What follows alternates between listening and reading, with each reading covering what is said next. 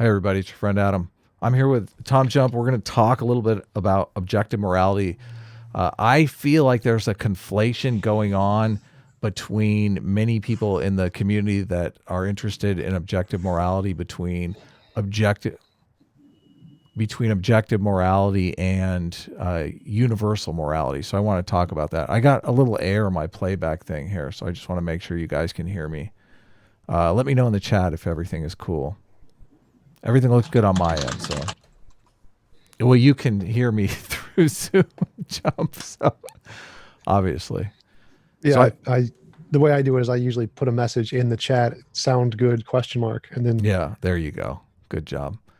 So I've done a few debates, I think, with Tom Jump, and Tom Jump has debated a lot of people on objective morality. You did a debate maybe a week ago, maybe less than a week ago, with Godless Girl on objective morality. I think it spawned from a Discord fight that you had with her, which was very good. I think you should look it up. Check out Tom Jump's channel for that. And, yeah, I don't know if we could call that a debate, or definitely not a good debate. I don't know. Well, I think she trounced you, honestly, in the modern day debate thing. But obviously I'm on the opposite side of this argument because I've debated you a bunch of times on it. But it occurred to me as I talked to more people that there's a conflation going on between objective morality and universal morality. And I'm curious where you come down on the side of that. Like, go ahead. Yeah, that's exactly right. In our debates, that was exactly the thing I was trying to explain to you on both times, is that the way you're using the word objective applies to the empirical standard of how it affects societies. But that's not the way the word objective is used in the philosophical sense. When people are talking about objective morality, they're talking about universal morality, right, not just what applies empirically. And you're using it to describe what applies empirically to societies and can allow one to survive longer. And there's two different uses of the term.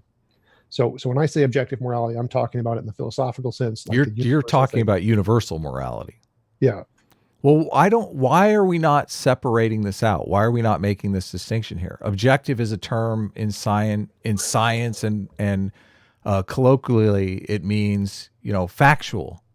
And when you talk about objective morality, you're talking about moral facts, things that can be true or untrue in an objective sense. That's not necessarily a universal sense, though. Right. In science, they make the same distinction. The difference is that what is objective is the difference. So when we're talking about objective morality, we're saying, does the morality itself exist objectively? And when in science, the objective morality you're talking about is, does the idea of morality have an effect objectively? And those are two different things. No, we're losing each other here. Just what do you think they mean in science by objective? Something that's objective. True, independent of mind or opinion. Okay. There are tons of things that are true, independent of mind or opinion that are not universal. They're universally true. Thousands of facts. There are thousands of facts that aren't universal in the same way that gravity is universal everywhere in the universe. It is the same principle. Right. That's true. So I mean, when we talk about objective morality, we don't mean universal in that sense. Let's take morality out of the picture now and just talk about So objective facts. You made this distinction between objective and universal. Correct. Like in philosophy, we don't call it universal morality. That's not the point. We're not saying it's universal in that sense. So you're right that when you say there's a difference between objective and universal, we're not calling it universal. You're calling it universal. I'm calling it universal just to make the distinction here. But that's another question that I have. So you're saying that you're not talking about universal morality. Like gravity is generally the analogy that they make. Like gravity is the same force acting anywhere in the in the universe. That's why they call it universal. Anywhere in the universe, gravity operates the same. Right. It operates independent of human minds. It's a force on matter, all the different ways that we describe gravity. We're in agreement that that's universal, right? Yes. And also objective. It's independent of human minds. We can measure it. it's not a subjective force. It's an objective force. Even if people aren't around, gravity works the same way, right? Yep. Okay. So it's both universal and objective. When you're talking about morality, are you talking about something that's both universal and objective? I don't know. How would you describe math and logic? Where would math and logic fall on those, your distinction? Generally, I would think it's universal because math would work the same way anywhere in the universe. Okay, then in that sense, yeah, it would be universal like that. Okay. Would you consider math to be objective? Yeah.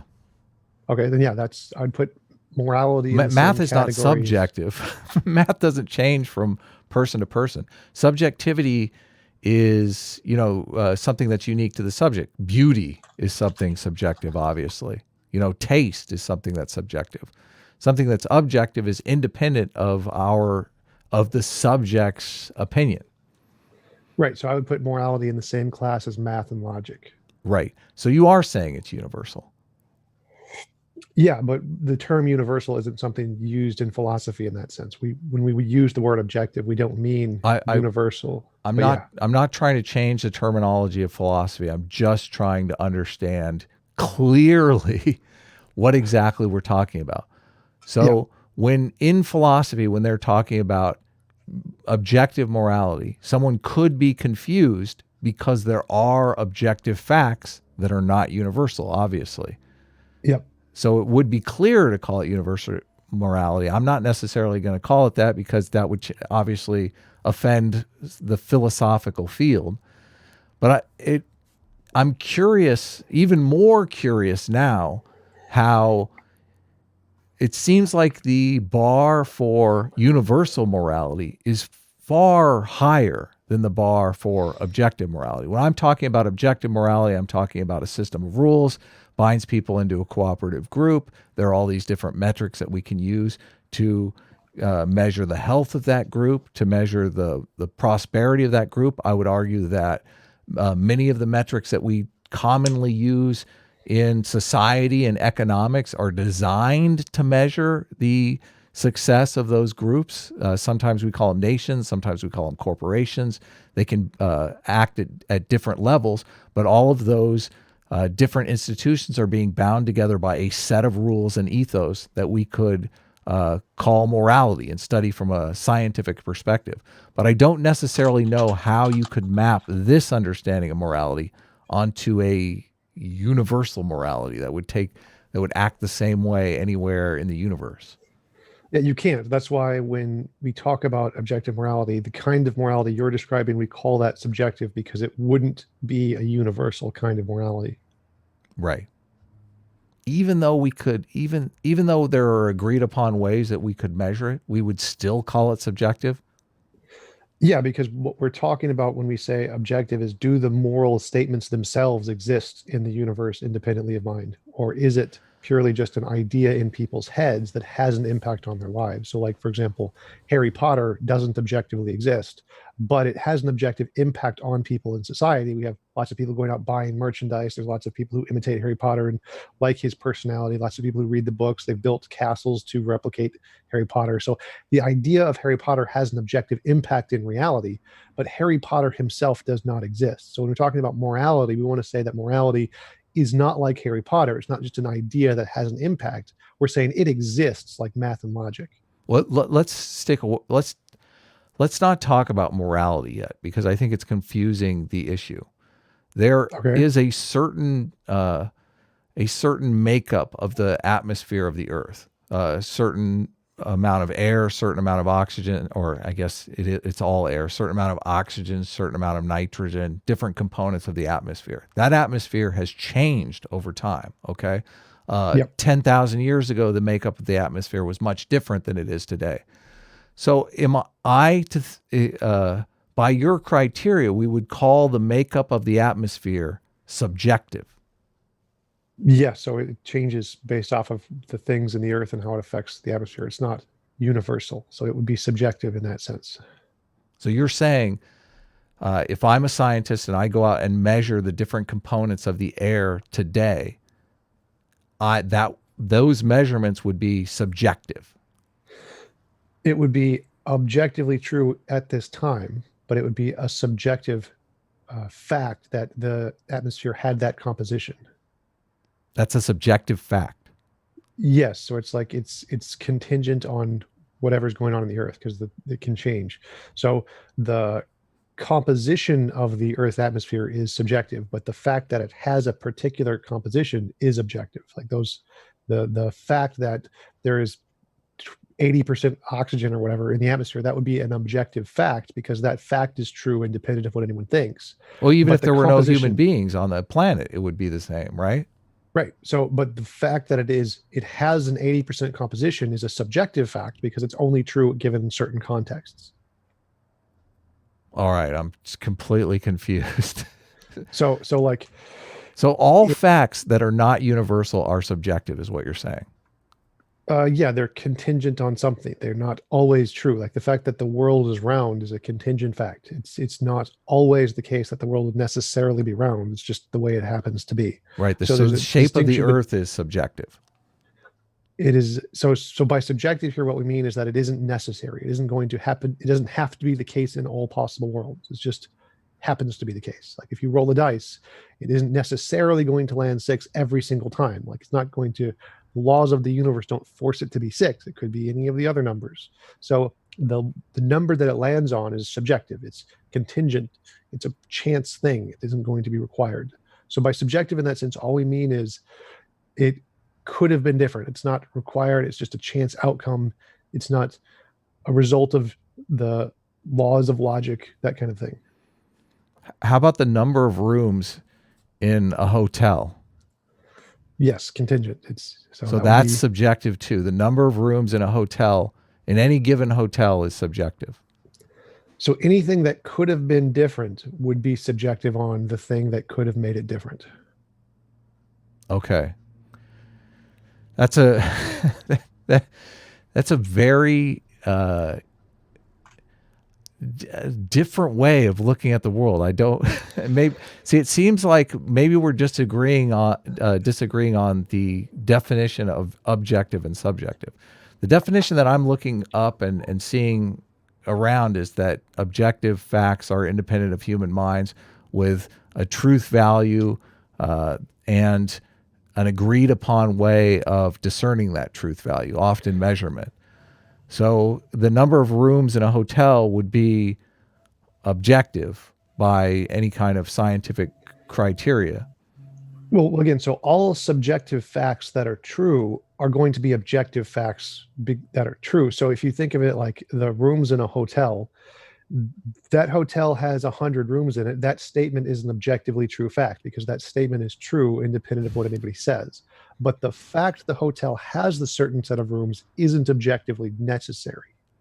It's not necessary that the hotel has 100 rooms. You could have added a room or taken a room away or knock a wall down and combine two rooms. So every scientific fact. There is. So let's change it because people in the chat are also saying, "Well, what's a room?" Like, how do you define a room? Another example would be a lot of people say that there is an odd number of hairs or an even number of hairs on your body. Right. By your criteria, that would also be subjective because it could change. So you could grow another hair tomorrow. You could lose a hair. Right. So everything in science and philosophy both agree on this usage of the term. When we say objectively necessary, that's not something that cannot change, cannot be different. But if we say subjective, it means that it could have been different. Now, in the context of science, when you say a fact is objective, like there is a number of hairs on your head, that fact is objectively true right now that you have an odd number of heads, but it isn't objective throughout all time in all of the universe. Like it's not universally objective because tomorrow you're probably going to lose a hair or two and you're going to have less hairs on your head. It's going to be the other one. So the what makes a scientific fact objective is that it is the fact is true at this time that X. So you're changing though, but you just said that was subjective a second ago. No. There's all subjective facts are going to be objectively true at time X. So the number of hairs on your head is an objectively true fact right now. But it's not universal. Right. So universal is like objectively necessary. There's objectively true at this time and objectively necessary, which means it's true at all times. Right. Okay. So do you want to explain your morality that is universal? So we're kind of talking past one another when we debate, because I'm talking about a morality that's scientifically objective. You're talking about a morality that's universal. I'm curious why you wouldn't. You debate creationists a lot, and I'm assuming you believe in evolution, and you're a scientifically oriented individual like myself. I'm curious why you would not uh, go to a scientific understanding of morality over a philosophical understanding of morality. Because I'm trying to use the terms in the same way that the theists use them, and the way the theists use them is the same way the philosophers do about the Yeah, subjective and universal. objective.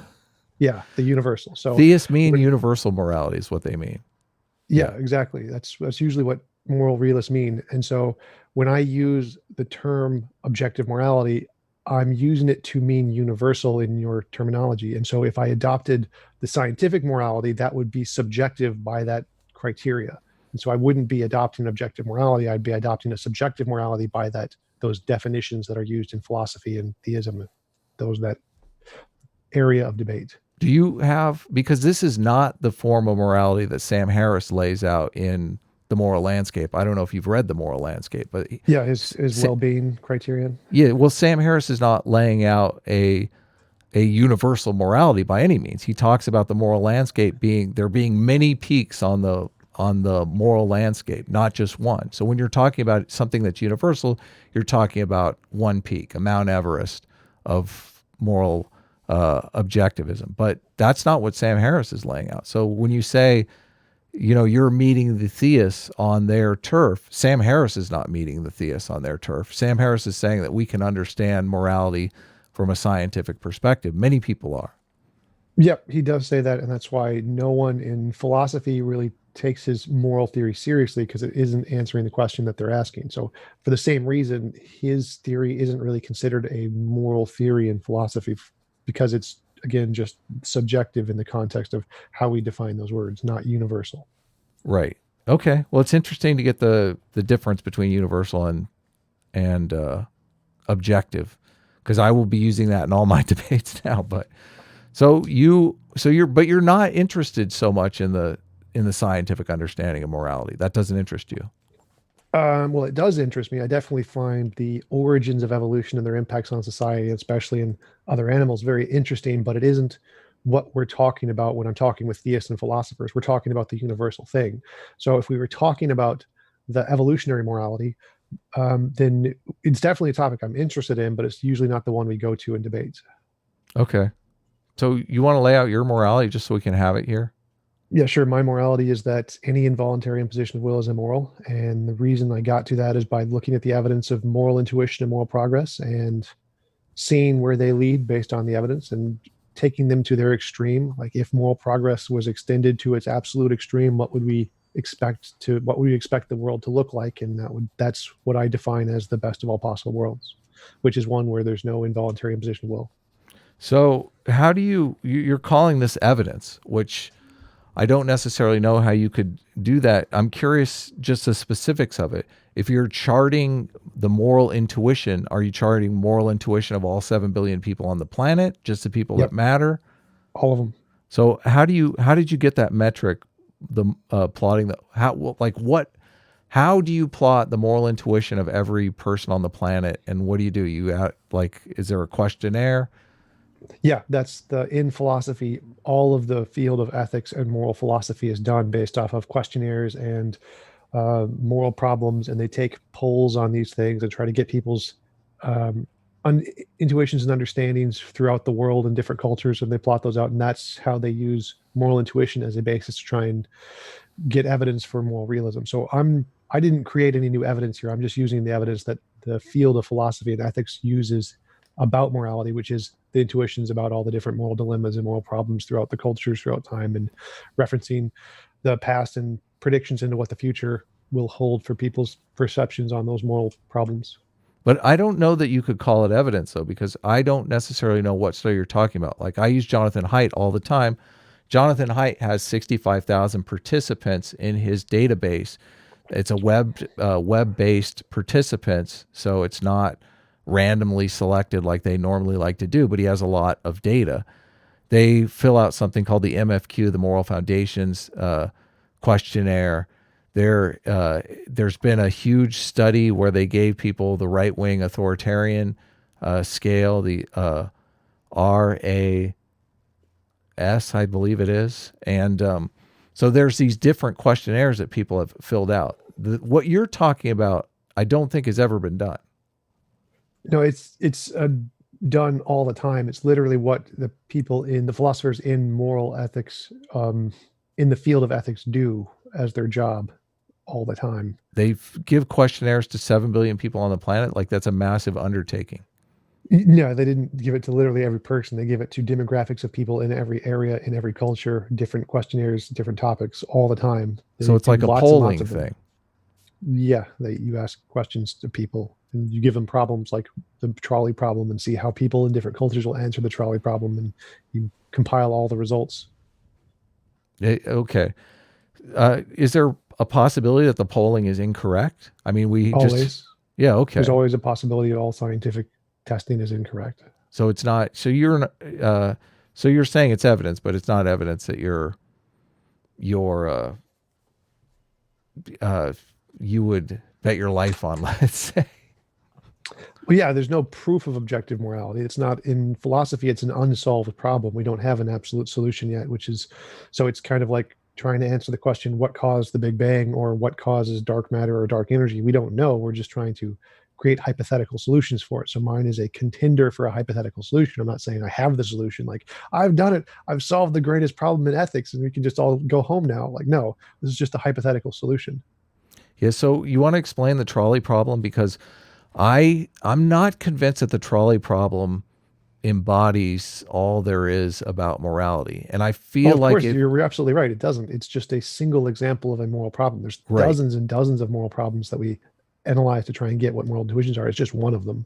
Right. Yeah. If you want, the trolley problem is if there's a trolley barreling down the tracks and it's going to run over 5 people, and there's a switch in front of you, and you can pull the switch and it'll divert the trolley away from the 5 people, but it'll hit another person instead. Should you pull the lever to save the 5 but kill the 1? That's the trolley problem. How can we infer any kind of understanding of things like adultery from the trolley problem? We can't. The trolley problem only applies to the one cases of like killing a random number of people. Right, exactly. So if the trolley, you get other moral intuitions or moral dilemmas to address different kinds of problems. Like, there are moral dilemmas about adultery that you would ask. I don't know what those are particularly because not really my area, but there are moral dilemmas about every single moral question we have, and we apply those to people to see how most people respond to them. So there definitely are moral dilemmas about adultery. That's just not one of them. The trolley problem isn't about adultery. Right. Can we look over these questionnaires? Yes. Do you have access to them? Have you read these questionnaires? A bunch of them. I don't have them off the top of my head. Okay. It was a while ago, but yeah, they're all on. You can just Google like moral ethics questionnaires or moral ethics evidence. And the Stanford Encyclopedia of Philosophy just has a list. I looked at that because you said in the last debate, you said that was your evidence, but I looked at the moral progress thing and I read the article and it said that the philosophers throughout history have disagreed on moral progress. Even the philosophers in the 20th century, we had a couple genocides and millions of people dead, and they thought moral progress wasn't necessarily a thing. So all philosophers disagree on what moral realism is. Like I said, it's an unsolved problem. It's like asking a physicist what is the correct interpretation of quantum mechanics. We don't know yet. They're all disagree on everything. Because it's an unsolved problem, we don't have a consensus solution yet. Mm-hmm. Well, I feel like there's a few scientists that are studying moral psychology as a cooperation problem. I think they're getting very, very close to understanding morality in detail. So that's one of my differences with you is I just feel like you're using an understanding of morality that's quite outdated, especially like trolley problems and stuff like that. All that stuff was big in the 1950s, but it's not necessarily the kind of stuff that they're using on moral foundations questionnaires or anything like that. Now, it still is like in moral philosophy, that is still one of the big ones. It's still a very good standard of evidence. It's the philosophers and the scientists have different approaches to morality in this case. And I mean, I don't disagree with any of the scientific work that's been done on the origin of morality. It's just, where does that lead? Is it a result of an external force acting on us, or is it purely an internal development from some other thing? Is it a mathematical object, and so that we came up with it, like we came up with math and logic and triangles? Is it the case that those are true independent of our minds, or is it only a societal benefit thing that we made up? That's the difference that isn't being answered. Science isn't answering that question. It's just saying, here's how we came to a knowledge of morality, which you can ask the same thing about how we came to a knowledge of math and logic. Like, you can look at the origins of math and logic. That doesn't mean they're purely made up by humans. They're not subjective. They're still universal. And that's the question the philosophers are asking. Is morality universal like math and logic, or is it purely just a mental construct like Harry Potter? And science isn't answering that question. Science is just saying, well, here's how we got to an understanding of morality, just like you can say the same thing about here's how we got to an understanding of math and logic. Well, I don't think science is particularly interested in answering the question of whether or not it's universal. Yeah. Like, who cares? Like, if this seems to be the take these days of people studying moral psychology and studying morality, that morality evolved to bind individuals into cooperative groups. That's like the reason. That doesn't how we that got does to it. so what is your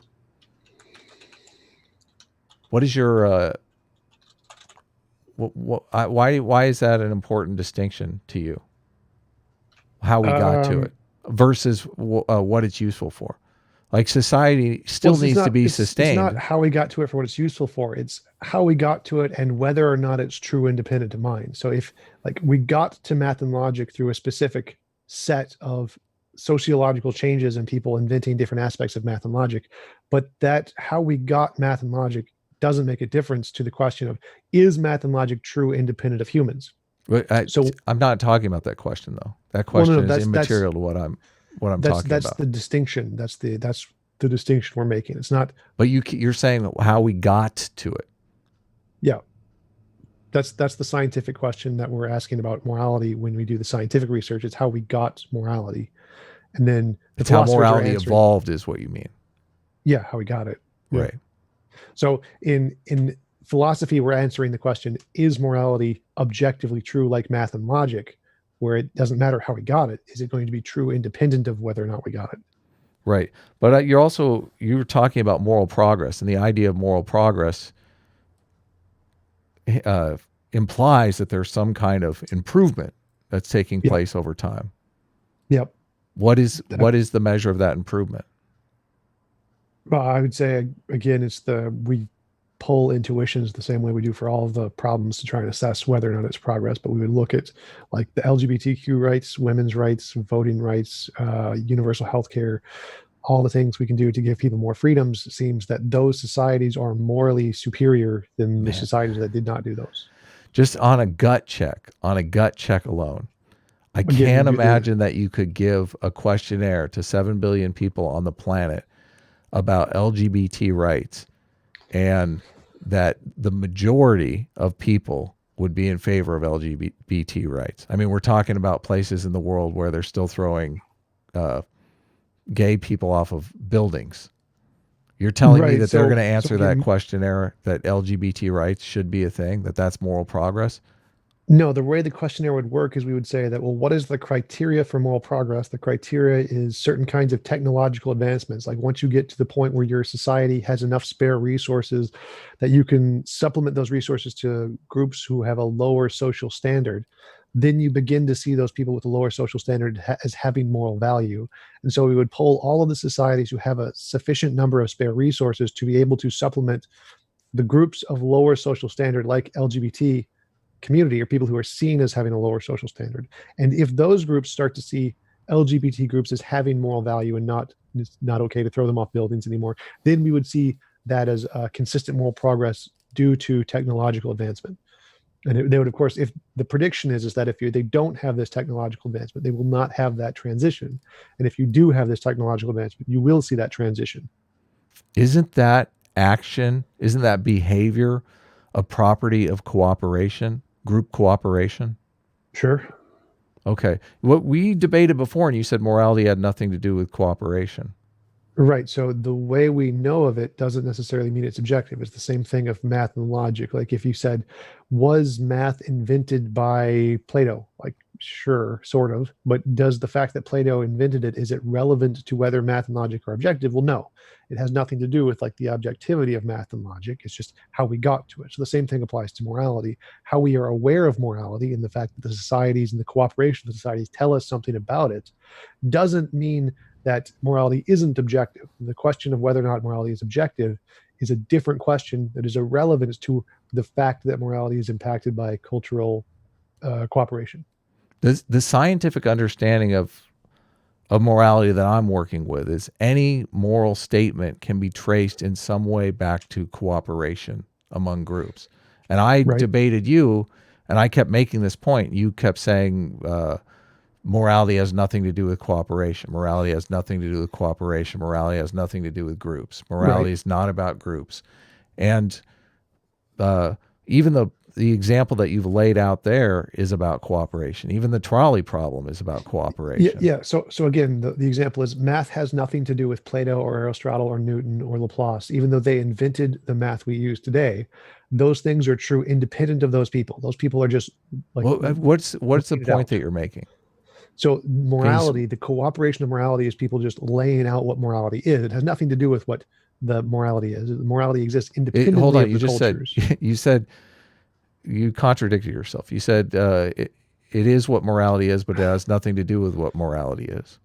So we discover it through these means, but the fact that we discover it through these means does not mean that's why it exists. It can exist independently of these things. Like if we never had any social cooperation, it could still exist independently out there. We just haven't discovered it yet. So Well, if without groups.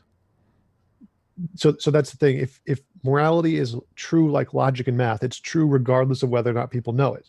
That's what makes it universal.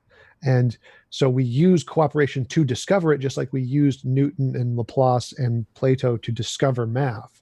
But math doesn't exist because of Newton. So morality doesn't exist because of cooperation. Cooperation is just a way we use to discover it. I'm super confused. How, if morality is not about cooperate, is morality about cooperation? Are you saying morality is about cooperation or not about cooperation? No, I'm saying we use cooperation to discover morality. Right, but aren't they inseparable? You don't get morality without cooperation. You don't have cooperation without morality, because that's the whole purpose of morality is the rules of cooperation between individuals in society. Like you don't steal from people or rape people or murder people because you're making a cooperative investment in those people. Well, the same thing would apply to math. Like you can't do math without like addition, but an addition was But invented by a guy 3,000 of years ago. But the fact that addition is a part of math does not mean that the guy who does it is important. So yes, I think that morality is a part of cooperation, but I think morality as a thing. So like, what? Yes, that's how. Give me an example of some moral statement that doesn't have to do with cooperation. No. That's like asking you to give you a mathematical statement that doesn't have to do with addition. So, well, you could do that. You could do division or multiplication, or you could do square root, or all math is basically just addition of ones. That's it. So the point of, so then you're conceding the point. You're saying that it is all about cooperation. Then there's a difference between morality exists if cooperation exists. Then that would mean that morality is contingent on the cooperation. But if you said morality exists and it would be applied to anything that has cooperation, that means the cooperation is contingent on the morality. So I think morality exists and then applies to anything that has cooperation. I do not think that cooperation exists and then that causes something to be moral. Well, the cooperation is the dilemma of right for human beings. The How to question is which cooperate. one comes first. So I think that morality comes first. Morality exists as like an abstract object, and then that applies to anything that has What cooperation. explain the abstract object to me, because I'm conceptualizing morality as the set of rules, which you could say is an abstract, because thou shalt not kill, thou shalt not steal is an abstract. It's a behavioral rule. Right. So it's like math. Math and logic are abstract objects. They don't Mhm. exist. They're things, but those relations that they describe are objective. They applied before any humans did. They existed before any humans did, before we discovered them. And then we discovered them. So I'm saying morality is the same. It existed before any humans, before any cooperation. It existed as an abstract concept. And then as we evolved into communities of people who cooperated, we discovered morality, just like we discovered math and logic. What was the abstract? What was the abstract process for before humans found it? I guess is the right word. I'm not sure what you mean. So the abstract process, I think it's an abstract Well, process. I An don't abstract process. like. Baseball has a certain set of rules Yeah. that facilitates the playing of baseball. I don't know that the set of rules that create the game of baseball are necessary until we have people to play that game of baseball. So Right. I'm trying to figure out what is the rules, like why are the rules for baseball out there in the universe before humans ever exist? Yeah. So baseball, obviously, they weren't. So in the example of morality, they existed prior to humans in the same way math and logic existed prior to humans. Hmm. That's the argument. Okay, can you explain it with the math? What do you mean? Like math is necessarily true that one equals one plus Right. one equals two. So I'm saying that in morality, the same thing applies, where it's like necessarily the case that involuntary imposition wheels are bad. Yeah. So what was morality before humans were there? It's the same as math and logic. It's just It's just a set of rules floating out there. So thou shall not kill was out on the universal shelf, just waiting for yeah, humans to evolve along to pretty to much. Yeah, find that's it. pretty much the argument. Yeah. Okay. Okay. It's been an interesting talk. I've got eyes on the chat if anyone wants to ask any questions. I in our debate before, you said that that morality had nothing to do with cooperation, but it seems like you Well, agree again, that morality is like essential for cooperation. m- cooperation is essential to discover morality, but I'm saying that morality's existence doesn't require cooperation. So I'd say morality existed. If no humans existed, morality would still exist as that How concept. can you say that though? How can you say if literally cooperation doesn't exist without morality? But you're saying it's opposite of that. You're saying that you don't need morality can exist without cooperation, is what you just said. Yes. So just like math and logic, it's like a universal necessary principle that just exists out there. Right. So is that a situation where the morality exists but nobody follows it, and then no cooperation happens, so therefore morality still exists but the cooperation doesn't exist? Well, it'd be like if no humans existed, morality would still be there, just like if no humans existed, math and logic would still be there. Right. Hmm. So it's just a abstract principle. That's it. Okay. Do you have any questions for me? I mean, I don't know. I don't know. I think you pretty much answered everything. I don't have a lot of faith in what you're calling evidence. Do you have a philosopher that's like your favorite philosopher? Uh, for morality, I don't know. Not sure exactly. I know Peter Singer's pretty big on morality. I don't know. Mm-hmm. Um, but yeah, there's a lot of like the polls show that 50, 54, 56% of philosophers are moral realists. So they think that there's objective morality in that sense. And only surprisingly, only like 15% of philosophers are theists. So most atheistic philosophers, or most philosophers are atheistic, but still believe in moral realism. So, and they adopt different versions of what I'm saying here. What I'm saying is kind of like a Platonic object is one of the most common ones. So if you want to look into a moral theory that does something similar.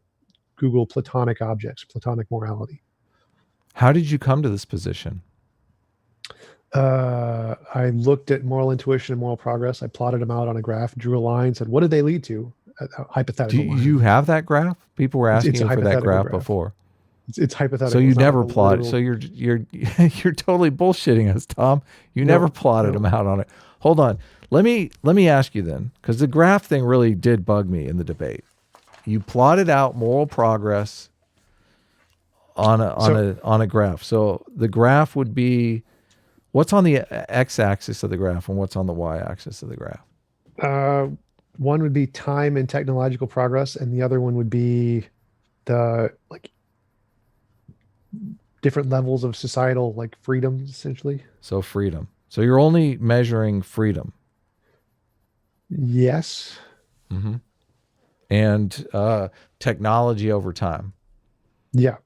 And what would place something like how does a human so it's the amount of human freedom over time.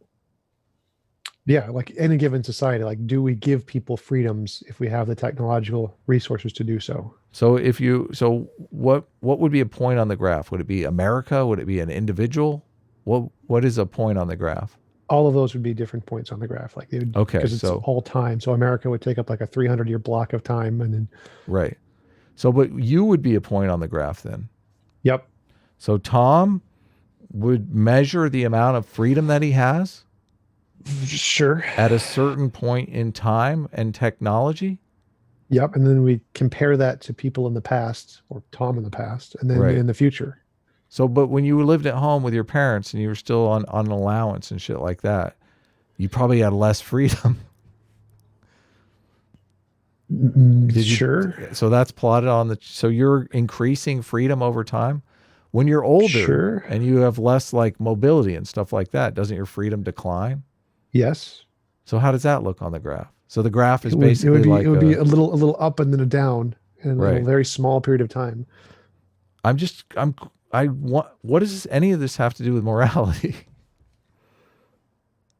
So if we took that little up and down in the middle of the graph over a period of like 100 years, and we Mhm. did that for all humans over periods of the past 50,000 years, we Right. would see that those little things start to go from here to here to here. Hmm. Everyone's lives would start to go up in a specific direction. Wouldn't the We, people in the past have more freedom when there wasn't law enforcement to prevent them from stealing and killing people? Wouldn't anarchists no, have the most freedom of all? no, because they're still restricted by like the laws of physics. They need food. Sure, but you could kill your neighbor and eat him if you needed food. Uh, like you, if back in the day when there was no law enforcement, you had to farm and hunt. And if you didn't go farm and hunt, everyone died. So you didn't have any freedom for the most part. You pretty much had to do everything very specifically in a hunter-gatherer society in order to progress the survival of the culture. So there are less freedoms in those kinds of cultures because there's very strict requirements on what you have to do in order to survive. Whereas right now, when we gain agriculture and have lots and lots of free time to have YouTube conversations, there's significantly more freedom I in agree. those senses. What how are you measuring the freedom on this graph? Are you asking people how free do you feel or I'd have to go back and look, but it's mostly just again looking at cultural freedoms. Like, are LGBT people persecuted? Is it immoral? Is it thrown in? Are people thrown in jail if they have those kinds of beliefs? Are people restricted or prevented from having certain kinds of beliefs or actions based on the societal inclinations at the time period? okay. Well, that's interesting. Do you have any questions for me? I don't have any super chats or any questions in the chat. No one's added me or anything. So let me know in the comments below your thoughts on this because YouTube is so interesting. It's kind of an unfolding conversation, and my audience always says a lot of really pushes me in a lot of interesting directions. So I think Well, yeah. So, I mean, that pretty much covered everything. Like I was trying to explain to you in the first two debates was the distinction between objective and universal. Like that was the whole thing we were talking about, like the entire time. It's pretty funny. yeah. But There was actually a question in the chat from New Renaissance. Where does competition fit into T Jump's morality? So as long as it's consensual, competition is fine. But if it's non-consensual, it would be immoral. Okay. So what would happen with? I mean, uh, capitalism is non-consensual competition. Every single business owner would love to have a monopoly. They would not like to have competition. So how does So yeah, that fit so in? so That's if you non-consensual competition right there. yep, yep. So my model is, again, if we take it to the extreme and imagine we have infinite resources, then you can essentially have your own universe, do whatever you want with it. So Yeah. there would be no non-consensual competition. Yeah, this has been a critique of your morality, that your morality depends upon infinite resources. Well, that's the point. Is it's not dependent on infinite resources. The point is to know what objective morality is by imagining we have infinite resources. Okay. All right. Interesting stuff. I'll go ahead and leave it there. You guys leave me your thoughts in the comments below. Obviously, I'm super curious. This is a fascinating topic for me, and I feel like a lot of people are miscommunicating on this. I know one thing that really bugs. Actually, I'll ask you real quick just to get your take. One of the things that really bugs me is when creationists make the argument that you have to ground morality in God. It really bugs me because it seems like I don't necessarily know what they mean by grounding. Do Well, you? they're talking about the universal thing. So they're saying that in order for morality to exist, something needs to make it like a toy. Like you can't have a car without a car designer. That's what they're saying. So to Mhm. have morality, you need a god to make the morality. Well, what does Like grounding mean though? it's like Morality. saying, This is this here. Let me explain. Maybe this is a better way to explain oh it no, no. because Let me see if I can try to okay, answer go it quick. ahead. So the color green, like you can't have the color green without an object that is green. So they're saying morality is like the color green. It's a property of something, but morality can't exist on its own without that something, like a gem. And so they think the something has to be a god. They Mhm. think morality is like the color green. It's a property. It can't exist on its own. And so you need something to be green to have morality. Well, they give Sam Harris a hard time because he's grounding his morality in well-being, and they're grounding their morality in God, but God is not a goal, and well-being is obviously a goal. It's like a Right. goal, a So yeah, cooperative I goal, even.